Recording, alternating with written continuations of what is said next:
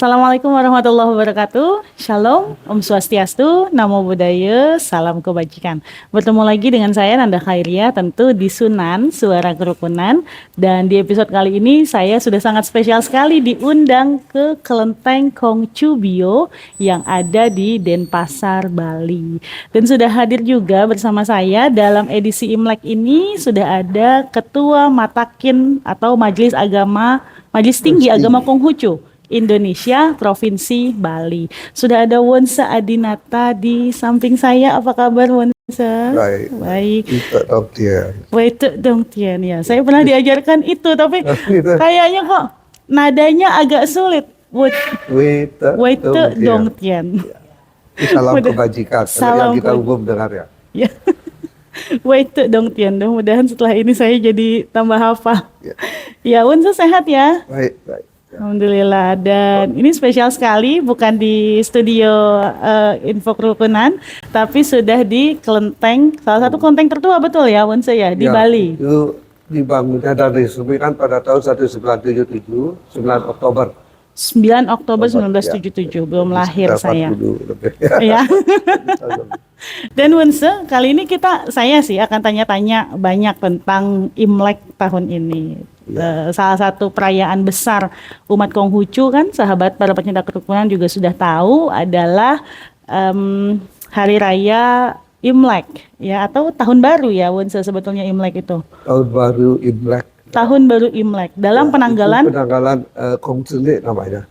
Jadi Nabi Kongcu usul membuat penanggalan ini yang diambil dari peredaran bulan dan matahari itu. Digabung jadilah jadi Kongcu istilahnya ya.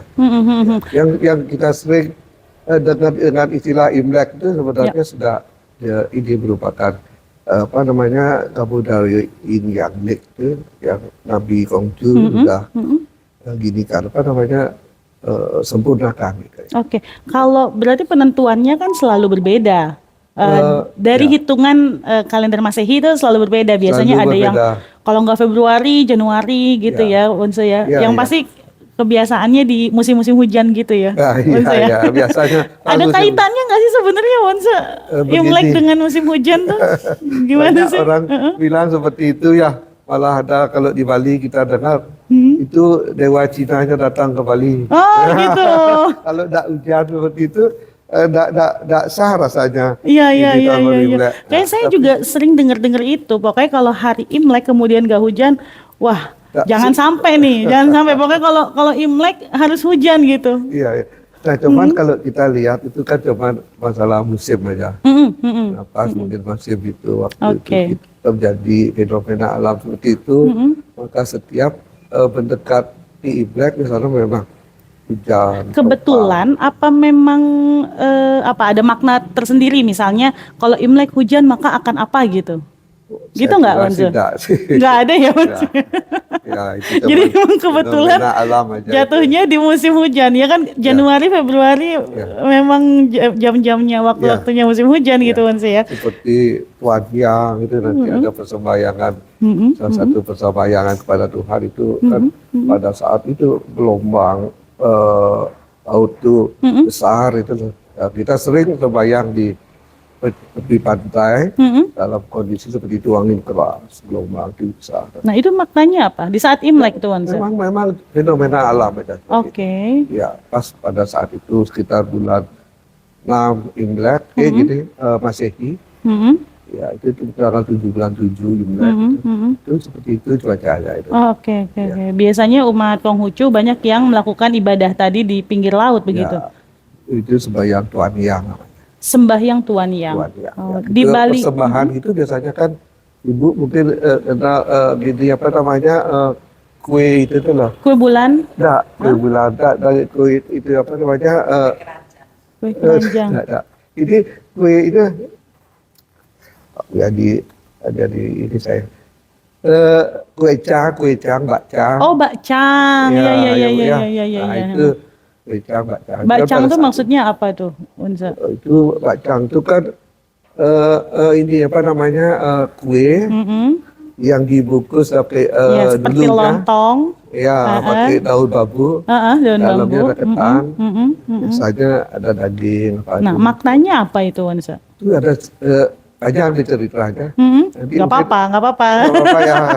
Kita justru membahas Justru kita kepengen tahu karena bacang ini kan rupanya memang punya Konghucu. Artinya ya, bukan punya Konghucu ya, akhirnya yang jadi sudah tradisi. akhirnya kita juga sering makan sekarang. Ya, Bacang ayam, apalagi ada yang ayam ya. anget-anget tuh, Unse. Sudah dimodif tuh Nah, dalamnya. itu enak kan? Ya, Nah, pengen tahu sampai sebetulnya Konghucu ini punya Bacang Day yang saya tahu. Hari ya, raya khusus bacang. ya. Apa sih maksudnya? Kita Unse, bacang tuh mungkin apa? beralih topik sedikit kalau itu. Sedikit Ya, boleh. ya. Heeh. Jadi bakcang itu kan ada cerita gitu. Mm-mm. Di Tiongkok pada waktu itu kan ada seorang panglima kerajaan itu yang memang menjalankan kewajibannya itu lurus gitu loh, Oke. untuk memajukan negara seperti itu. Nah, tentunya dalam pemerintahan biasanya kan banyak yang tidak senang gitu loh, difitnah lah beliau. Akhirnya raja termakan, kemudian beliau diasingkan Oke. sampai 2 kali ketika Itu siapa memang- tokohnya namanya? itu Unse? namanya Kut Kuan. Oke. Ya, itu Kut Kuan.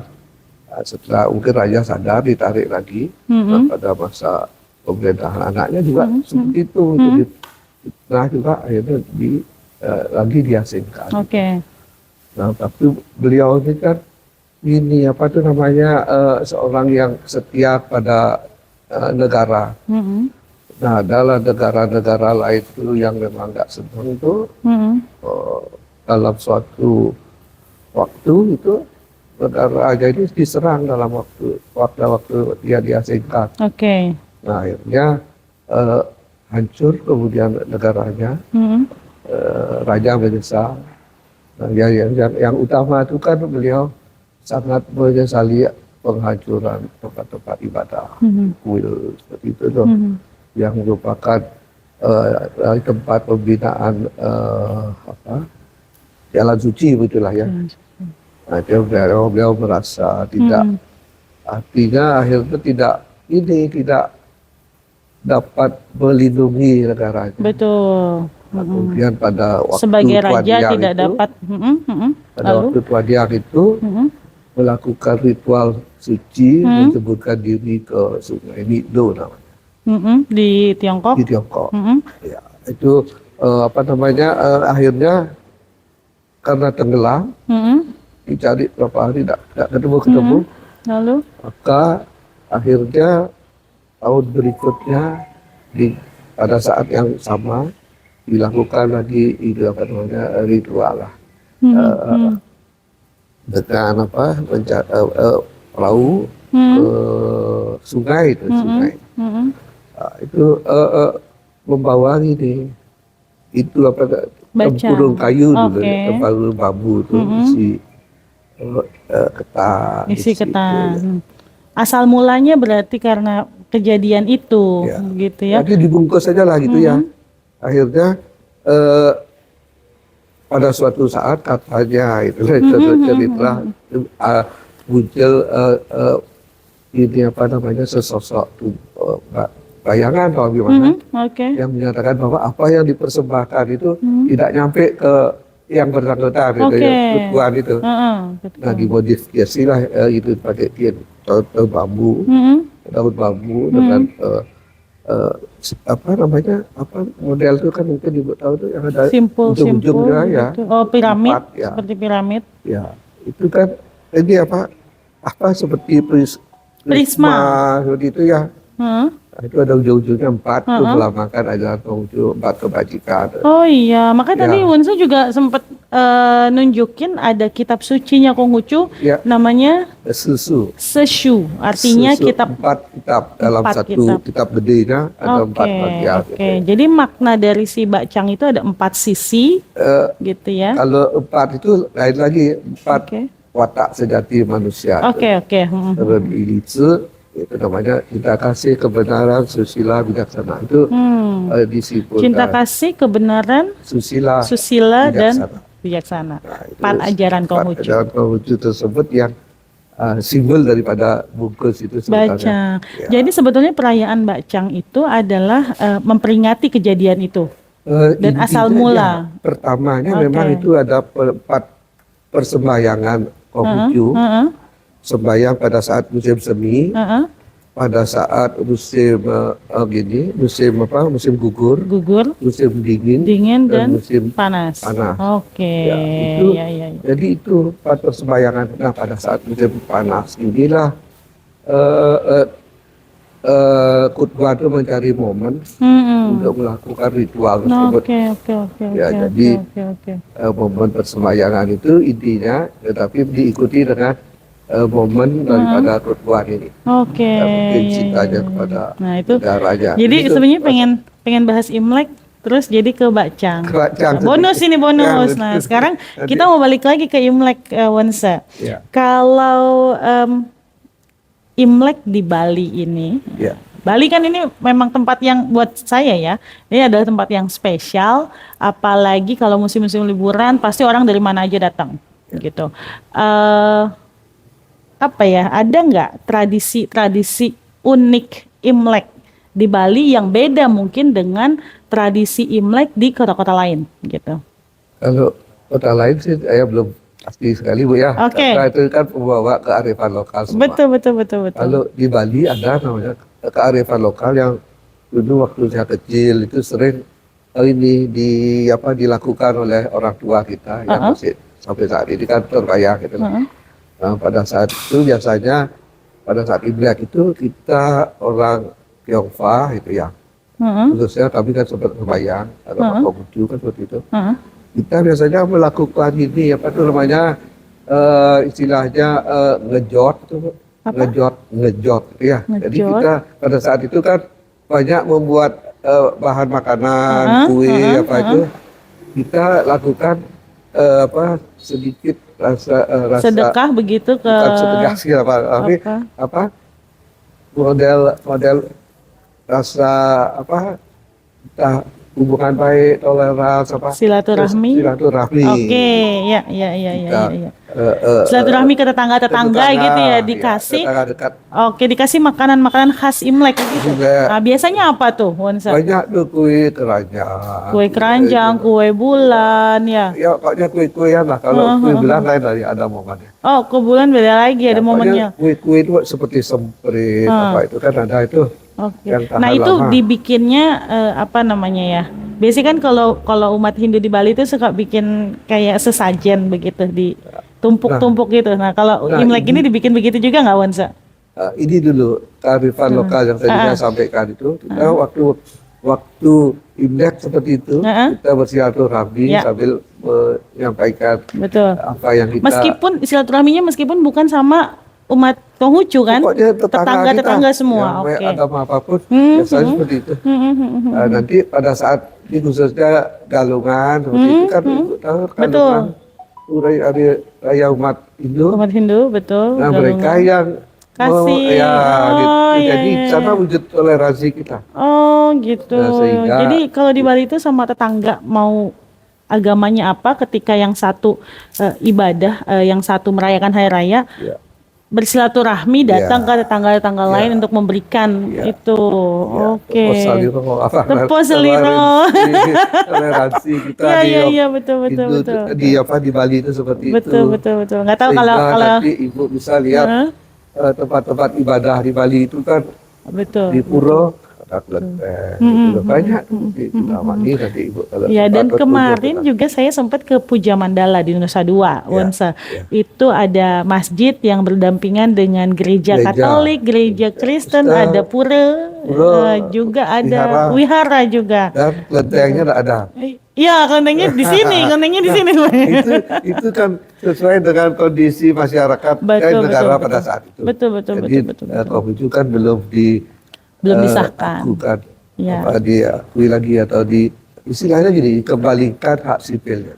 Karena Konghucu dari dulu kan memang sudah ada pada waktu Betul, Indonesia. betul. Republik Tapi Indonesia belum berdiri. diresmikan menjadi agama waktu itu ya, Wonsa ya. Cuman di undang-undang penodaan agama itu udah masuk Bu nama agama itu. Oke. Ya, Muslim Islam kan itu, betul. eh, Kristen, Kristen, Katolik, Katolik, Hindu, Buddha Konghucu sudah masuk sudah dalam. masuk sebetulnya. Cuman kan karena kesalahan gitu, Hmm. kesalahan sejarah lah Iya, seperti iya, itu. iya, iya. Akhirnya di zaman Gus Dur dikembalikan lagi hak Oke. sipilnya. Berarti kalau saya tanya tentang ini agak beda lagi dengan Imlek. Ya, Kalau saya tanya pengalaman Wunse maaf, dari dulu memang tinggal di Bali ya atau oke.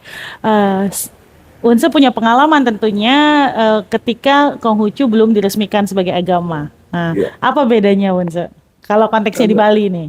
Kalau kita sih merasa biasa-biasa aja ya di Bali. Mau beribadah ke kelenteng nggak ada masalah, nggak ada yang melarang gitu. Walaupun mungkin pemerintah di satu sisi mungkin anggap tidak mengakui gitu lah ya. Iya, betul. Tapi kita beribadahnya biasa saja. Biasa saja. Nikah malah ke kelenteng sembahyang gitu. Tapi itu kan dalam segmen yang sempit, dalam wilayah areal yang sempit keluarga aja. betul, Tidak besar-besaran seperti sekarang Imlek kita rayakan secara Betul. Kalau berkurang. saya sempat hadir soalnya Wunse beberapa kali di acara Imlek Nasional. Ya. Itu biasanya di Taman Mini, Ya. di kelenteng Taman Mini itu. Ya artinya hari ini sudah begitu terbuka, pemerintah Ya. yang bikin biasanya Ya. itu. Ya. Sama kemarin saya juga sempat datang waktu apa namanya hari lahir Nabi Gongse. Ya. Nah itu, ya kalau Muslim punya Perayaannya Maulid. ikut ke sana ya. Saya kebetulan diundang, saya datang. Ya. Kalau Muslim punya Maulid Nabi, ya, Ya. Konghucu punya hari lahir Betul. Nabi Gongse, Ya, gitu. betul. Hari lahir dan hari wafat. Iya, iya, iya, iya. Kan gitu, Bu. Iya, iya. Bagaimana Pak perasaannya Pak? Artinya sekarang ini kan sudah diakui.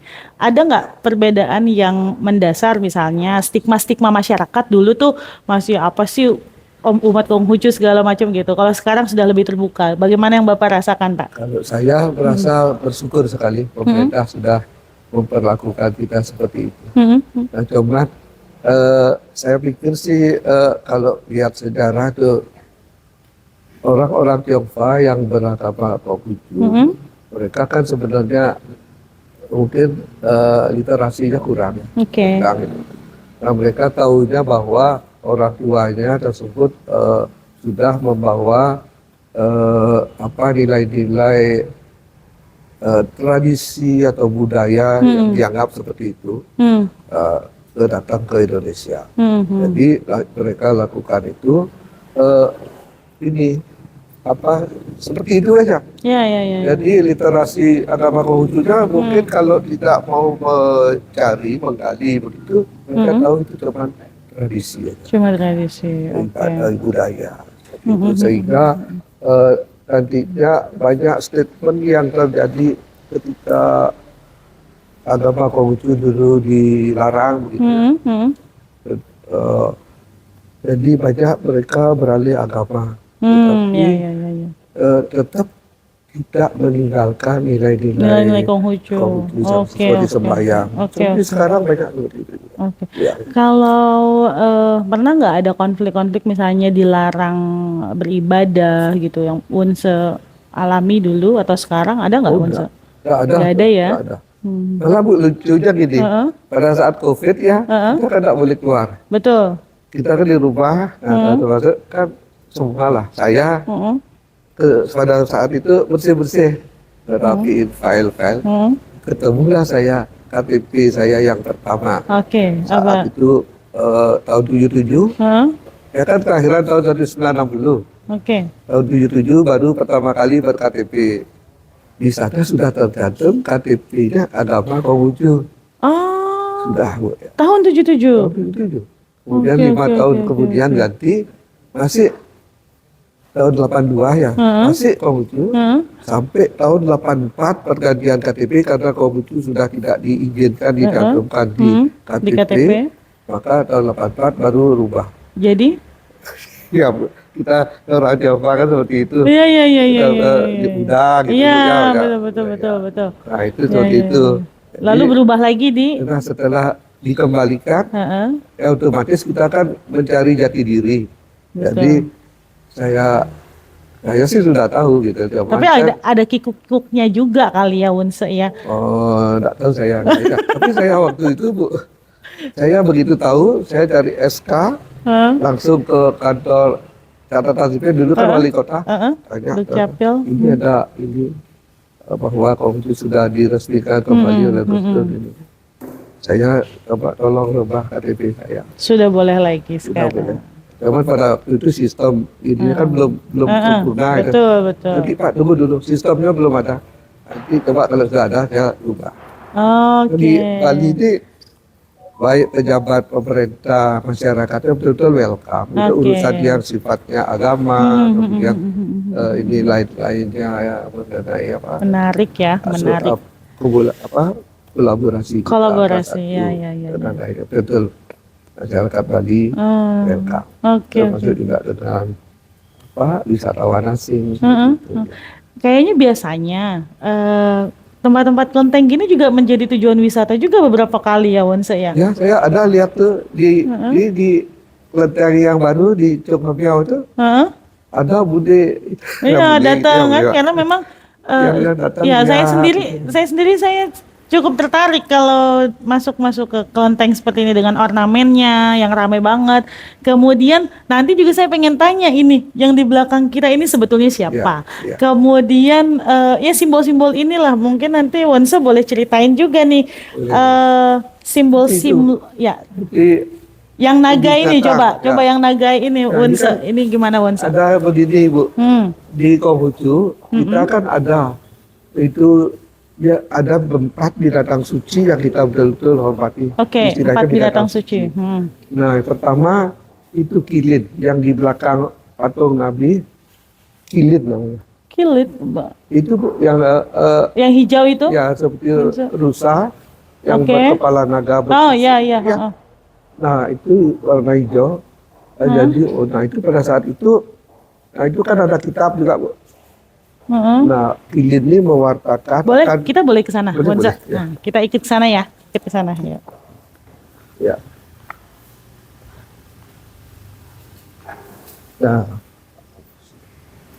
Nah, jadi binatang tersebut adalah mewartakan kelahiran Nabi.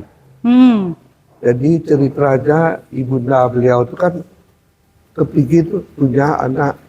Orang tuanya yang laki terutama karena ini ayah bundanya itu punya anak 9. Ayah bunda dari Nabi Konghucu. Ya. Oke. Khususnya kalau di Tiongkok, di Tiongkok itu kan anak laki-laki itu kan artinya melanjutkan marga. Betul.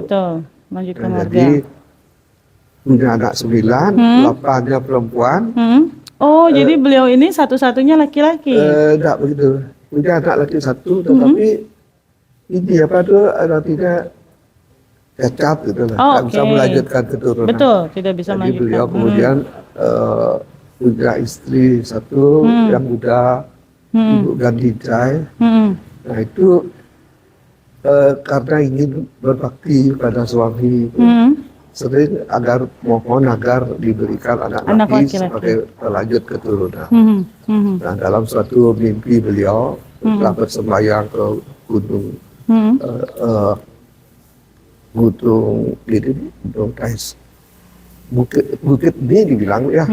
Nah, itu pada saat suatu hari gitu, dia bermimpi adalah mendapat tantangan bahwa di kilin yang ini binatang suci.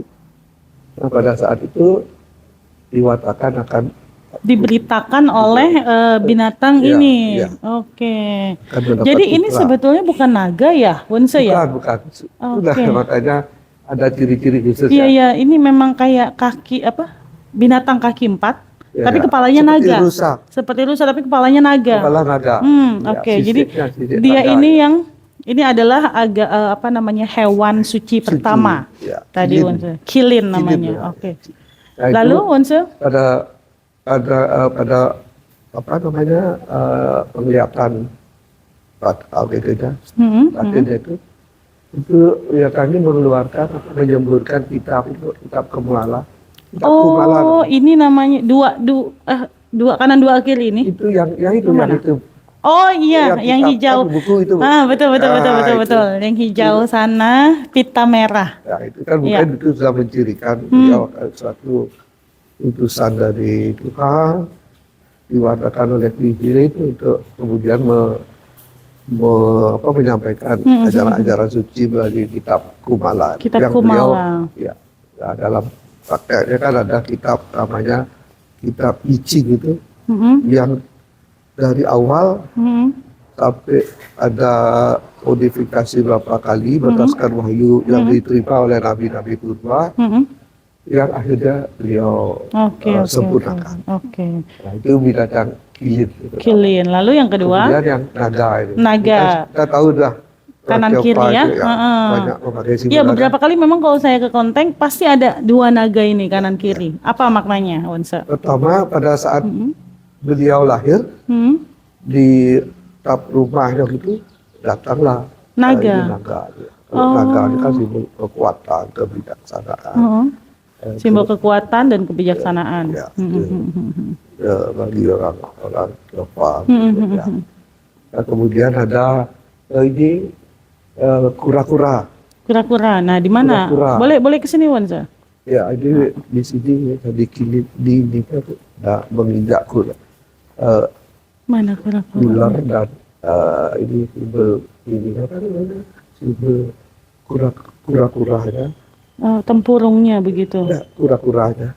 Jadi itu kan hewan yang umurnya panjang. Iya, memang saya juga pernah datang ke salah satu kelenteng di Vietnam waktu itu. Ya. Di depannya ada kolam kura-kura. Dan siapa yang punya hajat, yang punya keinginan, nah mereka meletakkan kura-kura di situ. Ya. Gitu. Jadi rupanya memang kura-kura ini salah satu hewan yang disucikan di agama Konghucu. Oke. Kemudian ada burung hong. Burung apa? Burung hong yang kita lihat di simbol-simbol ini orang nikah itu. Itu kan ada burung hong itu salah satu juga binatang yang kita sucikan. Menarik kan? Nah, jadi empat binatang suci itu betul-betul mungkin kita di sini aja, Onse. Ya, kita sucikan secara nilai-nilai spiritual agama. Ya, jadi empat itu. Jadi empat itu. Ya. Menarik kan? Buat yang masih mau tanya-tanya nih, para pecinta kerukunan, ada kira-kira menurut kalian ada binatang apa saja yang mungkin disucikan atau yang mungkin teman-teman tahu, boleh di kolom komentar. Nanti kita akan ada kesempatan lagi mudah-mudahan dengan tokoh-tokoh Konghucu lainnya. Saya yakin banyak banget yang tertarik Onse dengan agama Konghucu ini gitu ya. Karena baru lagi. Karena baru dan buat saya ini sangat ikonik. Rumah ibadahnya sangat ikonik. Jadi saya banyak sekali pertanyaan-pertanyaan dan saya yakin para pecinta kerukunan juga pasti banyak bertanya kan. Boleh di kolom komentar ya. Dan Onse, mungkin pertanyaan terakhir buat Onse. Apa pesan Imlek tahun ini untuk umat beragama? Untuk umat Konghucu ataupun kalau ada pesan-pesan untuk di luar Konghucu silakan Onse. Ya, di Konghucu ada suatu yang jadi basic lah untuk kita jadikan spiritual seperti itu, spirit untuk diri kita sendiri masing-masing. Nah, di sana ada di suatu tempayan Raja Purba, Sintong namanya. Sintong. Ya, itu tertulis bila suatu hari bisa memperbarui diri, maka perbaruilah terus selama-lamanya agar dia baru. Jadi semangat pembaruan itu betul-betul kita kalau bisa rasakan itu, hayati, sehingga setiap kali kita mempunyai semangat yang baru itu jangan sampai mundur lagi. Jangan mundur lagi. Kalau sudah berubah melangkah maju, jangan mundur lagi. Jadi maksudnya momen-momennya seperti itulah tahun baru itu kan. Ya baik kapanpun itu, kalau ketika momennya sudah baru kita harus punya semangat baru untuk kita. Jadi pesan Imleknya adalah tahun baru, diri kita yang baru, sempurnakan diri kita, jangan mundur lagi. Tentu barunya ke arah yang lebih baik ya Onse ya. Jangan barunya. Nabi pun begitu Bu. Nabi pun begitu. Beliau kan artinya ajaran Konghucu ini kan bukan artinya bukan 100% lah beliau, tapi beliau seorang wahyu, seorang Nabi. utusan Tuhan. Ini menyempurnakan namanya ajaran-ajaran di masyarakat yang kita sebut rukyah. Itu berkembang 2500 tahun sebelum Nabi Nabi di lahir. Tiongkok. Oh, oke. Ya, luas itu. Jadi dengan ya kita berpikir logika aja lah. Kalau negara yang luas itu, kalau memang tidak ada orang yang memang mempunyai apa namanya kewaspadaan apa itu ya Nilai-nilai nggak kebajikan mungkin dan lain.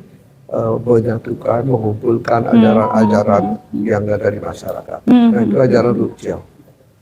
Kemudian mereka beliau sempurnakan itu, dikumpulkan, dan banyak dari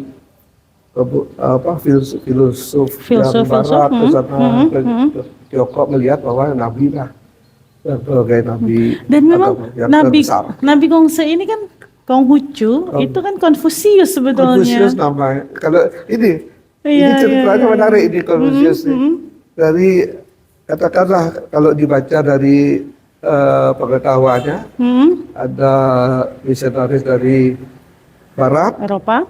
ke Tiongkok tidak bisa menyebutkan Konghucu. Betul. Jadi kemudian Konfusius ya, itu dibawa ke Barat, dan justru di Indonesia ini kita mengambil istilah itu dari Konfusius itu dari Konghucu. Iya, Kebetulan betul. kalau beliau Tapi kan orang yang sama betul Wonse ya. Oke. Kalau di Tiongkok itu disebut Kongfucu. Kongfucu. Jadi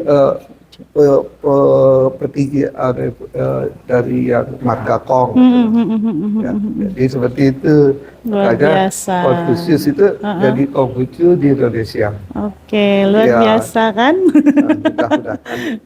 Ya, baik. Terima kasih Wonse atas penjelasannya. Terima kasih sudah diundang ke sini. Terima kasih sudah lihat-lihat. Saya yakin para pecinta kerukunan juga yang sangat tertarik dengan konten ini. Sebetulnya kalau konten itu kan boleh dimasukin siapa aja ya, Wonse ya. Kita tidak membatasi. Tapi memang siapapun yang penting adalah jangan mengganggu ketika ada yang beribadah. Itu aja. Oke, baik Wonse, terima kasih banyak. Sebagai penutup dari saya, menghormati bukan mengikuti, menghargai bukan mengimani. Ketemu lagi di Sunan yang akan datang.